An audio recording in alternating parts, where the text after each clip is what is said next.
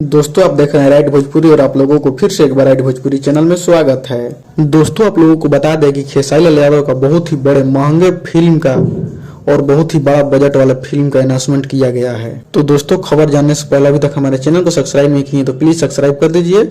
बाकी का आप लोग अंत तक वीडियो में बने रहे। तो चलिए वीडियो को स्टार्ट करते हैं। तो दोस्तों हम बात कर रहे थे खेसारी लाल यादव के नए फिल्म के बारे में, जो कि वीर यदुवंशियों के कहानी के ऊपर ये फिल्म है। और ये फिल्म उस वीर यदुवंशी के ऊपर है जो कि अपने एक ही बार में तलवार से पहाड़ों को दो टुकड़ों में बांट दिए थे, और उनका नाम है वीर अहिर लोरी। जी हाँ दोस्तों, इसी के ऊपर एक फिल्म का अनाउंसमेंट किया गया है। आप लोग इस वीडियो क्लिप को देख सकते हैं।